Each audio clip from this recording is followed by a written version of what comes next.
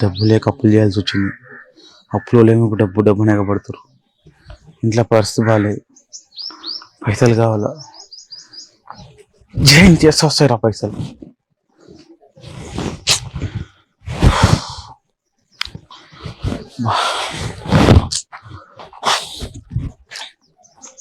మామా అమ్మ ఒక 10,000 ఉంటే చూడు మామ.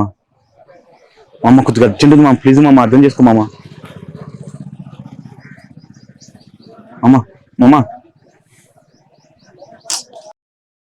తమ్ముడు తమ్ముడు కూర్చోరా. ఏమైందనా?